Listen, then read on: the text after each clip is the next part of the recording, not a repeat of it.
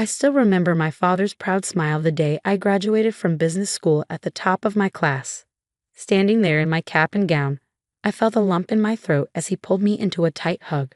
"You're going to do amazing things, Emma," he whispered. "Just like I always knew you would." That was 3 years ago. I was 22 then, fresh out of college and ready to take on the world. Dad, the visionary behind Harrison Technologies, had built his company from scratch, transforming it from a small consultancy into a multi-million-dollar powerhouse. Now he wanted me to carry the torch. "She's too young, Richard." I overheard Mom arguing with Dad late one evening. "The board will never accept her." "What about James? He's been with the company for years."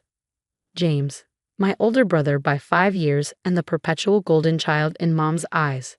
He'd been working at Harrison Technologies since high school, climbing the ranks to regional manager. But while he had experience, his focus was more on office politics than actual results. "Emma has the vision, Sarah," Dad had replied, his tone resolute. "The drive. James is capable, but Emma, she thinks like I do. She understands the big picture." When Dad announced me as CEO in training, the news sent ripples through the company. I could feel the stares and hear the whispers. Daddy's little princess was a favorite among them, but I was determined to prove them wrong. For the next year, I threw myself into the job. 14-hour days became my norm as I learned every corner of the business, from infrastructure to client negotiations. Dad was always there, teaching and guiding me. Together, we landed 3 major contracts that had been slipping away, and even my harshest critics on the board began to acknowledge my leadership. Things at home, however, were a different story. Mom barely acknowledged me, leaving the room whenever I walked in. James's hostility simmered beneath the surface, spilling out in passive-aggressive jabs during family dinners. "Must be nice," he'd say, swirling his wine. "Having everything handed to you on a silver platter." I ignored him, focusing on making Dad proud. And for a while, it seemed like everything was falling into place. Then came that Monday morning. I was in a meeting with the development team when my assistant burst in, her face pale. "Emma, it's your father." Dad had suffered a massive stroke while playing golf. By the time I reached the hospital, he was gone. Just like that, the man who had been my rock, my mentor, and my fiercest supporter was taken from me. At the funeral, I stood between Mom and James, numb and broken, as a sea of condolences washed over us. But something wasn't right. Mom's grief seemed almost performative, her composure unshaken.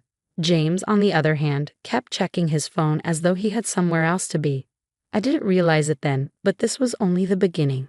The storm brewing beneath the surface was about to erupt, and it would expose exactly who my family truly was. I wasn't ready for what happened at the board meeting 3 days after Dad's funeral. James strolled in wearing Dad's lucky tie, the blue silk one he always wore for big meetings. Seeing it around James's neck made my stomach twist. As the eldest child and the most experienced member of Harrison Technologies, James began, standing at the head of the table. "Dad's seat. I believe it's in the company's best interest that I assume the role of CEO." The room buzzed with murmurs. I froze, blindsided, as James pressed on. "My sister, while intelligent, lacks the necessary experience. Our father's decision, though well-meaning, was clearly emotional rather than practical." Before I could even process his words, Mom stood up. I hadn't even realized she was in the room. She never attended board meetings. As Richard's widow and a major shareholder, she said, her voice steady and deliberate, "I fully support James' proposition."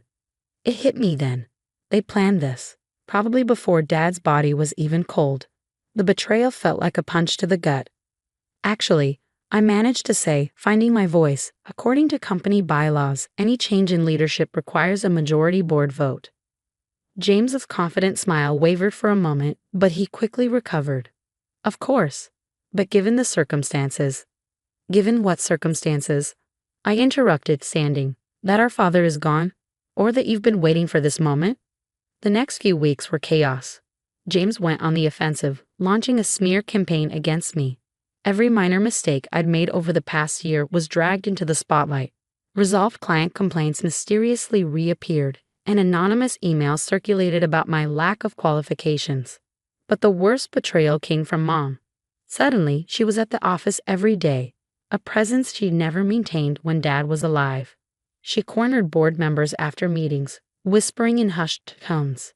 I caught snippets like Emma's too young, Richard wasn't thinking clearly, and James has always been the responsible one. Then came the Sunday dinners. Mom started hosting key board members at our house, turning them into casual strategy sessions for James. His wife, Linda, would cook lavish meals while James regaled everyone with stories of his time at the company. I'd been invited but strategically placed at the far end of the table, away from the real conversations. One evening, I overheard Mom talking to Linda in the kitchen. "It's really for Emma's own good," she said. "She's not built for this kind of pressure. Look how stressed she's been." Linda chimed in with a smug tone. "James says she's been making impulsive decisions. Something about a risky investment in cybersecurity." That risky investment was a cutting-edge platform Dad had championed. It was the future of our company, a project I'd poured my heart into. James, of course, had called it a waste of money from the start. The breaking point came when I discovered someone had been accessing my work email. Not just reading it, but sending messages to clients expressing concerns about ongoing projects. It traced the activity back to James' office. When I confronted him, his facade cracked. "You really think Dad picked you because you were qualified?" he sneered. He felt guilty. Guilty for spending more time at work than at home when we were kids. Naming you CEO was his way of making it up to you. "That's not true," I said, but my voice faltered. The doubt clawed at me. James leaned in, his smile venomous. "Face it, Emma. You're in over your head. Do the smart thing, step down. Maybe I'll even make sure you get a nice severance package." I left his office in a daze, wandering aimlessly until I found myself in Dad's old office. Everything was just as he'd left it. The family photos on his desk, the leather chair he loved, the wall of awards and plaques marking his achievements. As I stood there, surrounded by his legacy, the weight of everything settled on me. They wanted a fight, fine. They were going to get one. That night, I stayed in Dad's office, the silence broken only by the hum of the computer and the rustle of papers. I combed through everything: contracts, emails, reports. If they thought they could outmaneuver me, they were wrong. Hours in, I found it. A folder buried deep in Dad's personal drive labeled Project Phoenix. Inside was more than I could have hoped for, a meticulous roadmap for the company's future, centered around the cybersecurity platform I'd been advocating. But that wasn't all. At the bottom of the folder was a letter. "If you're reading this, Emma," Dad had written, "then something has happened to me before the transition was complete. I know your mother and James. They'll try to take control, but I've made arrangements to ensure you have everything you need to protect what we built together." The next morning, I called an emergency board meeting. James and Mom arrived first, looking triumphant. Their smug expressions told me they expected my resignation. "Before we begin," I said, connecting my laptop to the projector, "I'd like to share some findings." For the next hour, I laid it all out.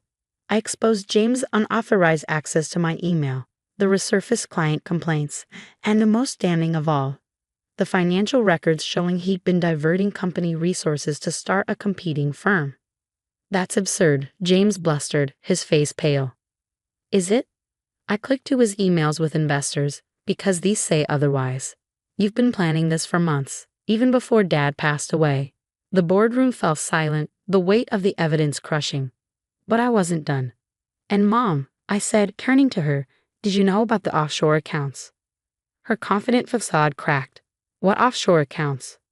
"The ones James opened using your social security number to funnel company money," I replied, holding up the documents. "You didn't wonder where all that extra income was coming from." Her silence was all the confirmation I needed. "Dad knew," I continued. "He kept it quiet to protect the company's reputation. But he also made sure I'd have the tools to handle it if this day came." I revealed the final piece of the puzzle: Dad's amendment to the company bylaws, notarized weeks before his death. It granted me controlling interest in the company regardless of board votes. "So," I said, leaning forward, "here's how this ends. James, you'll resign immediately. No severance, no benefits. The money you stole will be recovered through your shares.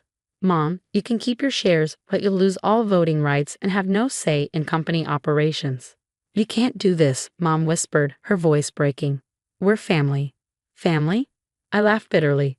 "Family doesn't sabotage each other. Family doesn't betray trust. Dad built this company on integrity and innovation. I'm not going to let you destroy that. Security escorted James out of the building. Mom left in tears, muttering about ungrateful children. A few board members resigned in protest. Good riddance. 6 months later, we launched the cybersecurity platform. It was a massive success, and the stock price soared. Clients who'd left under James's schemes returned, impressed by the company's new direction. I kept Dad's office as it was, a tribute to his legacy, but I worked from the smaller office next door. His blue tie, the one James wore at that first meeting, hangs on my wall now. James left it behind the day he was escorted out. Sometimes I catch myself looking at it, thinking about everything we've been through. Dad once told me, success isn't about having power, it's about deserving it. I finally understand what he meant. As for Mom and James, they moved to Florida. James's company collapsed within months. Mom still sends Christmas cards, full of guilt and veiled accusations. I don't read them. Next week is the company holiday party, and for the first time, we're celebrating record profits. The room will be filled with people who shared Dad's values, people who stood by me when it mattered most. Family isn't always about blood. Sometimes it's about choosing people who believe in you, who fight for the same vision. Looking at my team, I know I found my family.